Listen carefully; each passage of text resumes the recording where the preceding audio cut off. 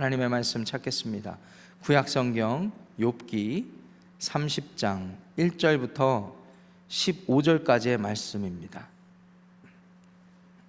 욥기 30장 1절부터 15절까지의 말씀 찾으셨으면 저와 여러분들이 한 절씩 교독하시고 15절 말씀은 큰 목소리로 합독하겠습니다. 1절입니다. 그러나 이제는 나보다 젊은 자들이 나를 비웃는구나. 그들의 아비들은 내가 보기에 내 양떼를 지키는 개 중에도 둘만하지 못한 자들이니라. 그들의 기력이 쇠잔하였으니 그들의 손의 힘이 내게 무슨 소용이 있으랴. 그들은 곧 궁핍과 기근으로 인하여 파리하며 캄캄하고 메마른 땅에서 마른 흙을 씹으며 떨기나무 가운데서 짠 나무를 꺾으며 뱃살이 뿌리로 먹을거리를 삼느니라. 무리가 그들에게 소리를 지른같이 도둑같이 사람들 가운데서 쫓겨나서 침침한 골짜기와 흙 두덩이와 바위굴에서 살며 떨기나무 가운데에서 부르짖으며 가시나무 아래에 모여 있느니라. 그들은 본래 미련한 자의 자식이요 이름 없는 자들의 자식으로서 고토에서 쫓겨난 자들이니라. 이제는 그들이 나를 노래로 조롱하며 내가 그들의 놀림거리가 되었으며 그들이 나를 미워하여 멀리하고 서슴지 않고 내 얼굴에 침을 뱉는도다. 이는 하나님이 내 활 시위를 늘어지게 하시고 나를 곤고하게 하심으로 무리가 내 앞에서 굴레를 벗었음이니라. 그들이 내 오른쪽에서 일어나 내 발에 덫을 놓으며 나를 대적하여 길을 애워싸며 그들이 내 길을 헐고 내 재앙을 재촉하는데도 도울 자가 없구나. 그 파괴한 가운데로 몰려드는 것 같이 내게로 달려드니. 함께 하겠습니다. 순식간에 공포가 나를 애워싸고 그들이 내 품위를 바람같이 날려버리니 나의 구원은 구름같이 지나가 버렸구나. 아멘. 하나님의 말씀입니다. 1990년대에 활동했던 미국의 저명한 철학자이자 심리학자 에이브라함 매슬로우는 인간이 삶을 살아가면서 인간의 삶의 동기가 되는, 삶을 살고 싶어하는 동기를 몇 단계로 정리한 바 있습니다. 이른바 매슬로우의 욕구 단계론이 있습니다. 5개의 단계를 먼저 소개를 했는데 잘 들어보세요. 여러분들이 공감하실 만한지.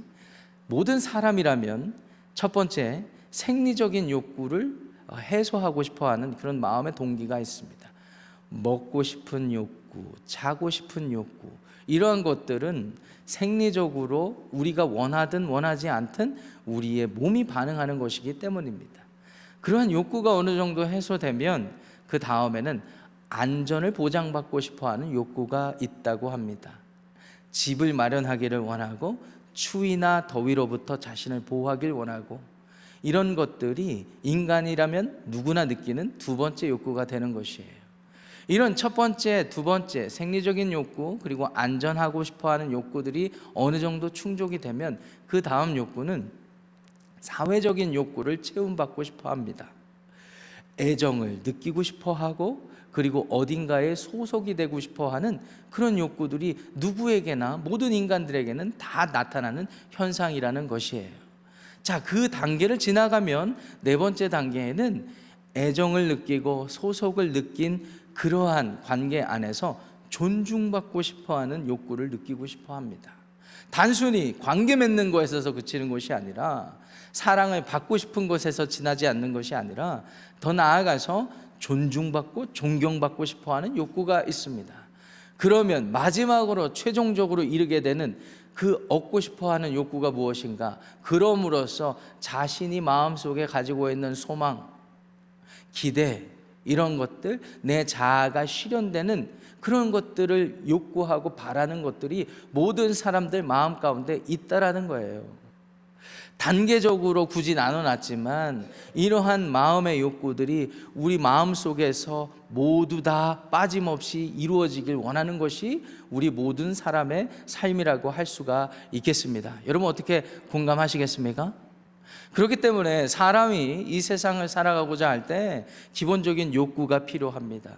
사회적인 욕구도 필요합니다. 그로 말미암아 우리가 무언가를 바랄 수 있고 정말 우리 스스로 생각할 때 사람같이 살 수 있게 됐구나라는 그러한 자각을 하게 된다는 것이죠. 그런데 그런데 이런 욕구 중에 무엇 하나라도 우리에게 결핍되기 시작한다면 우리 스스로는 불행함을 느끼게 되는 것입니다. 특별히 모든 인간은 사회적인 욕구가 충족되어야 합니다. 이것은 하나님의 창조 질서이기도 하죠. 성부 하나님, 성자 예수님, 성령 하나님이 함께 존재하시면서 함께 거하시면서 서로 교제하시면서 인간과 이 세상을 향한 구원을 펼쳐 가시잖아요. 그런 하나님의 형상을 따라 지음받은 인간은요, 먼저는 하나님과 교제를 나누면서 사회적인 욕구를 해소하게 되어 있습니다. 영적인 욕구를 해소하게 되어 있습니다. 뿐만 아니라 나아가서 하나님이 지으신 이 세상 속에서 하나님의 또 다른 하나님의 형상들, 또 다른 사람들과 사회적인 욕구를 채우면서 나누면서 그렇게 하나님의 나라를 이루어 가게 되어 있는 것이 하나님의 창조 질서가 분명합니다.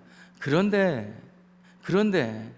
죄가 들어와서 타락한 세상 속에서 이런 사회적인 욕구들이 결핍되기 시작한다면 사람들은 불행함을 느끼고 살고 싶지 않다라는 거예요. 비참함을 느낍니다. 외로워하고 고독함을 느낍니다. 저도 시니어 어른들과 함께 교제하게 된 지 이제 2년 정도 지났습니다. 시니어 어른들과 훌륭하신 분들과 교제를 하면서 느끼게 되는 것은, 야, 모든 일들을 저렇게 잘 이루시고 마무리를 잘 하시는 분들 참 대단하시다, 이런 생각을 하지만 또 가깝게 교제를 해보니까 누구보다도 외로워하고 고독해 하시는 것들을 제가 옆에서 보게 될 때가 있습니다. 여러분들도 공감하시겠습니까? 과거에 얼마나 화려한 업적을 남겼든 고독감과 외로움, 사회적인 욕구는 지속적으로 채워져야 되는 우리들의 삶의 모습인 것 같습니다. 그렇지 않으면 비참하고 외로워하고 힘들어하기 마련이죠. 오늘 본문 말씀 보세요. 욥이요, 비참함을 토로하고 있습니다. 근데 그 비참함을 느끼는 이유가 1절부터 15절까지 말씀 안에서 살펴보니까 인간관계에서 오는 비참함입니다. 특별히 1절 말씀 보세요. 1절 말씀 보시면은 나보다 젊은 자들이 나를 비웃는구나 라는 말로 시작이 됩니다. 여러분, 29장까지 욥의 말을 들어보세요. 욥은요, 하나님 앞에서 의로운 삶, 정의를 행하고 긍휼을 베풀려고 했던 그런 삶을 살았다고 되어 있고, 그로 말미암아 이웃들이 자기로 말미암아 위로를 받았다고 고백했습니다. 그런데 그런 고백들 속에서 이 욥이 느끼는 감정은 뭐예요? 그렇게 내가 의롭게 살고 하나님을 위해서 살았는데 사람들이 그것을 인정해 주었는데 내가 지금 고통을 받고 고난을 받고 있구나 라는 거였습니다. 그런데 30장으로 넘어오니까 그의 고백을 보면 더 비참한 상태라는 걸 알게 돼요. 젊은 사람들로부터 무시를 당하고 비웃음을 당하게 되는 겁니다. 인간의 존엄성을 무참히 짓밟히고 있는 자신의 형편이 지금 소개되어 있는 것입니다. 특별히 젊은 자들이 그냥 젊은 자들이 아니에요. 1절 하반절 말씀 보시니까 그 아비들도 이 욥이 아는 사람들인데, 그 아비들은 자기의 양떼를 지키는 개 중에도 둘만하지 못한 자들이다. 아, 목사님, 욥이 상당히 비인격적인 인간이었군요, 이런 생각을 하실지 모르겠어요. 욕을 하고 있지 않습니까? 사람을 무시하고 있지 않습니까? 라고 생각하실지 모르겠지만 이 표현은 히브리 문학에서 관용적인 표현으로서 방랑자와 같은 상태를 의미하기도 합니다. 한마디로 그 아비들은, 그 출신들, 지금 나를 비웃고 조롱하는 사람들은 젊은 사람들인데, 그 사람들은 방랑자와 같이 출신들이 이전에는 내가 섬겨주고 극진히 베풀었던 그런 존재들인데, 그들이 이제 자세를 돌이켜서 태도가 돌변해서 나를 비웃고 조롱하고 있구나라는 말을 하고 있는 거예요. 2절 말씀 보니까 그들 존재의 상태를 이렇게 표현합니다. 기력이 쇠잔하고 손에 힘도 없는데 어차피 나에게 아무런 영향력이 없는 존재들이다라는 것이죠. 3절 말씀 보니까 그들의 상태가 궁핍하고 기근으로 말미암아 파리했다라고 돼 있고, 그들의 경제적인 상태가 마른 흙을 씹는 상태라고 되어 있습니다. 이어서 4절에 보니까 짠나무를 꺾어 먹고 뱃살이 뿌리로 먹을 거리를 삼았다라는 것입니다. 이 말인즉슨 야생에 존재하는 먹을 게 너무 없으니까 먹을 게 너무 없으니까 야생에 존재하는 먹을 만한 모든 것들은 닥치는 대로 먹는 그런 존재들이라는 거예요. 정말 궁핍하고 사회적으로 굳이 따져보자면 인간 취급 못 받는 사람들, 그래서 자기가 욥 스스로가 부유할 때는 섬기고 보살펴줬던 사람들, 그래야지만 살 수 있었던 사람들인데 그들이 지금 자기를 비웃고 조롱한다라는 것입니다. 5절 말씀 보니까 그들의 상태가 무리가 그들에게 소리를 지름으로 어느 커뮤니티, 공동체에서 쫓겨났다 이렇게 되어 있습니다. 6절, 7절 말씀 보니까 그들이 살 곳이 없어서 안전을 보장받고 싶은데 안전하고 싶은 곳이 없으니까 그나마 찾은 곳이 어디라고요? 침침한 골짜기, 흙구덩이, 바위굴, 떨기나무 아래, 가시나무 아래 이런 데 전전긍긍하면서 그들의 아버지처럼 방랑자의 삶을 살면서 지금은 욥에게 비웃고 조롱하고 있다라는 것입니다. 8절 말씀 중요한데 한 목소리로 읽어보겠습니다. 시작. 그들은 본래 미련한 자의 자식이요 이름 없는 자들의 자식으로서 고토에서 쫓겨난 자들이니라. 미련한 자, 이름 없는 자, 인정받지 못하는 자들. 옛날 욥이 부자였을 때는 한마디 말도 제대로 섞지 못할 만한 그런 존재들, 그런데 고토에서 쫓겨난 자들이라고 합니다. 그들이 옛적부터 아버지 때부터 살고 있었던 땅에서 인정받지 못해서 쫓겨난 사람들. 그런데 그 사람들이 어떻게 했다고요? 9절 말씀 보니까 자기를 조롱하고 놀림거리로 삼고, 심지어 10절 말씀 보니까 욥의 얼굴에 침을 뱉는다 이렇게 되어 있습니다. 이것은 유대 사회에서는 상당히 모욕적인 것이었습니다. 우리 한국 사회에서도 마찬가지죠. 누가 얼굴에 침 뱉는다고 생각해 보세요. 아, 저 사람이 침을 뱉고 싶었나 보다 하고 지나가는 문화이겠습니까? 아니죠. 기분 나쁜 문화죠. 경멸의 의미가 담겨 있습니다. 지금 욥의 얼마나 비참한 상황인지 지금 욥이 지금 토로하고 있는 거예요. 근데 욥은 이렇게 된 원인이 어디에 있다고 말합니까? 11절 말씀 보세요. 하나님이 내 활 시위를 늘어지게 하셨기 때문이다 라는 것입니다. 여러분, 전쟁에 나가는 이 장군이, 군사가 활을 가지고 나가는데 활 시위가 팽팽해야지 활을 관역에다 맞출 수 있듯이, 사람에게 쏠 수 있듯이 활의 기능을 할 거 아닙니까? 사람이 살아가는데 기본적인 욕구와 기본적인 모든 조건들이 있어야 살아갈 수 있지 않겠습니까? 그런데 하나님이 그 활 시위를 느리듯이 내 삶을 완전히 비참하게 만드셨다 라는 지금 말을 하고 있는 것입니다. 그로 말미암아서 지금 이런 존재들도 내 발에 덫을 놓고 자기의 굴레를 벗고 나를 괴롭히고 있다라는 말을 하고 있는 것이죠. 그러면서 지금 욥의 상황을 가장 잘 설명할 수 있는 13절 말씀 함께 읽어보겠습니다. 시작. 그들이 내 길을 헐고 내 재앙을 재촉하는데도 도울 자가 없구나. 누가 나를 도와줄 수 있겠는가? 경제적으로 힘들고 질병을 얻어서 아프고 그런 거 오히려 괜찮을 수 있어요. 어떤 분이 그런 말씀 하시더라고요. 목사님, 이 세상에서 제일 쉬운 일은 돈으로 해결될 만한 일들은 다 쉬운 일이에요. 여러분들 공감하시겠습니까? 돈만 있으면 되잖아요. 지금 내가 돈이 없으면 누군가에게 융통해서 해결하면 되는 거잖아요.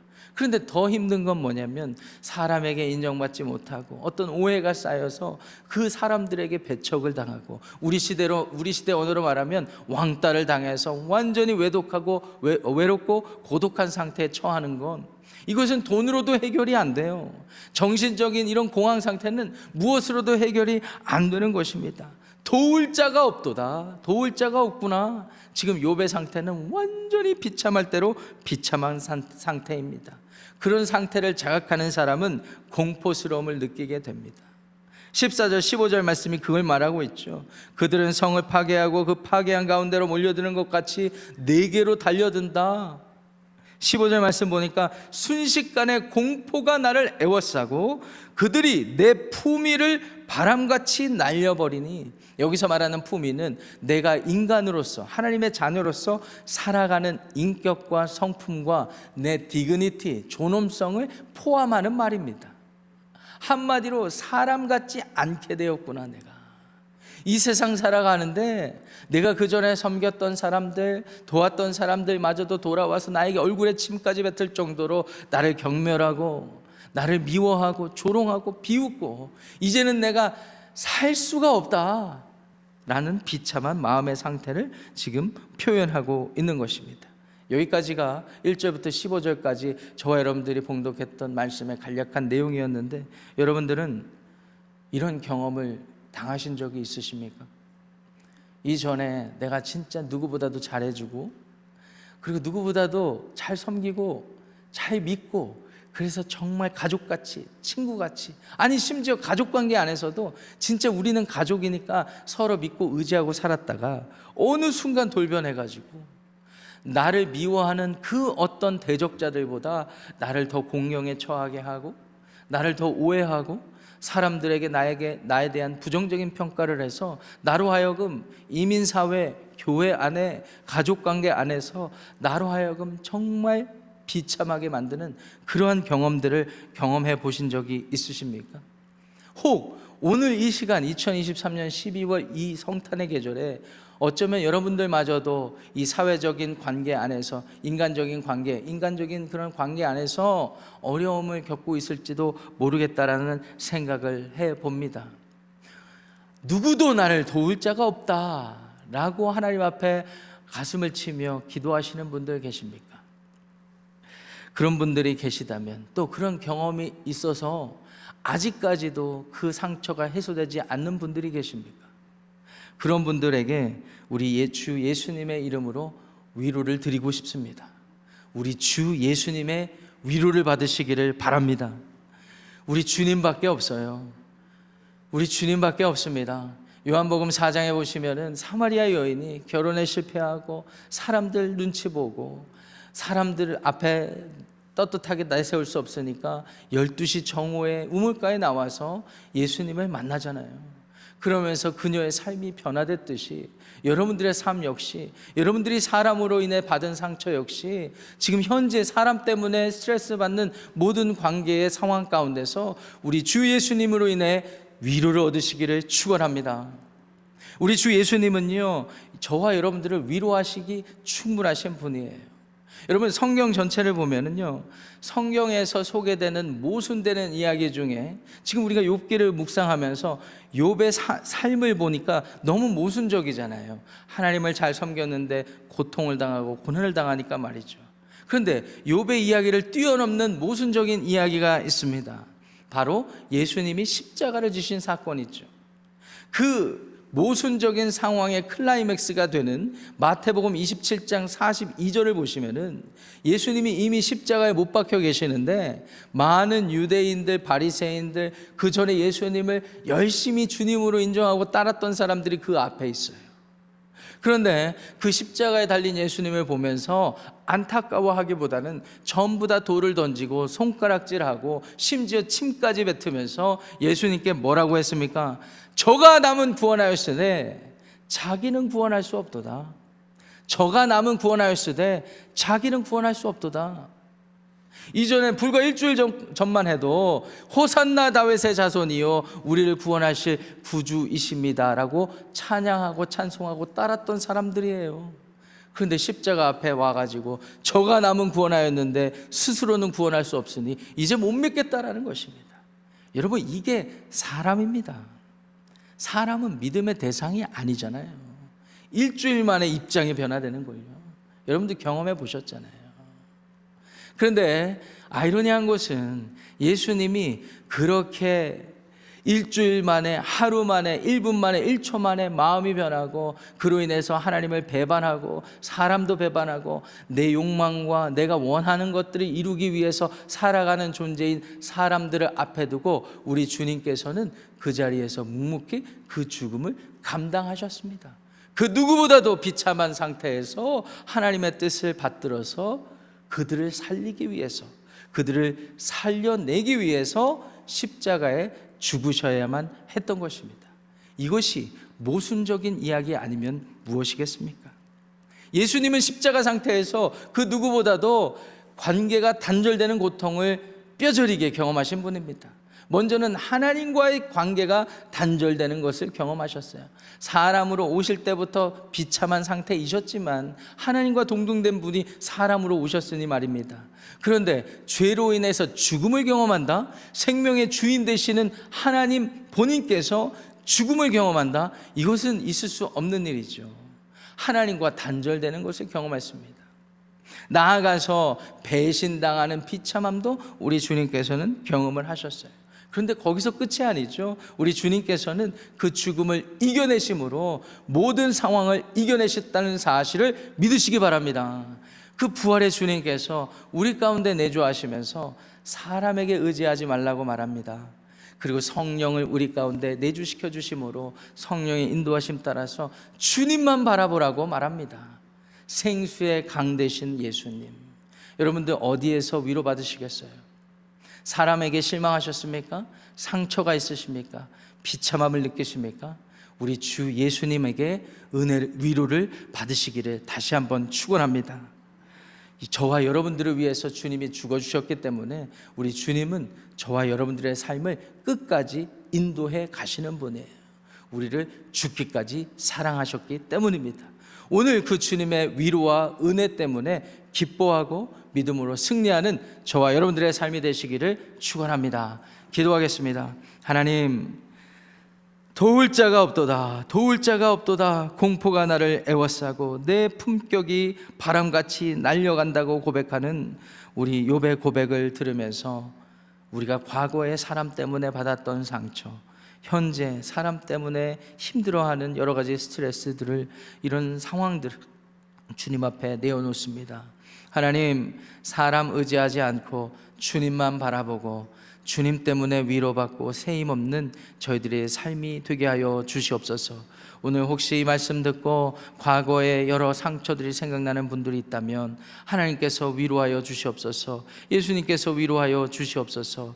사람을 믿는 대상이 아닌 섬기는 대상, 사랑하는 대상으로 바라볼 수 있는 믿음의 진보가, 믿음의 성장이 있게 하여 주시옵소서. 예수님이 우리에게 그러하셨듯이 우리 또한 예수님처럼 섬기고 예수님의 위로와 은혜를 전할 수 있는 복음의 사명자가 되게 하여 주옵소서. 예수님의 이름으로 축복하며 기도합니다. 아멘. 하늘에 계신 우리 아버지요, 이름이 거룩히 여김을 받으시오며 나라가 임하시오며 뜻이 하늘에서 이루어진 것 같이 땅에서도 이루어지이다. 오늘 우리에게 일용할 양식을 주시옵고 우리가 우리에게 죄 지은 자를 사하여 준 것 같이 우리 죄를 사하여 주시옵고 우리를 시험에 들게 하지 마시옵고 다만 악에서 구하시옵소서. 나라와 권세와 영광이 아버지께 영원히 있사옵나이다. 아멘. 예배를 마쳤습니다. 각자 기도하고 돌아가시겠습니다.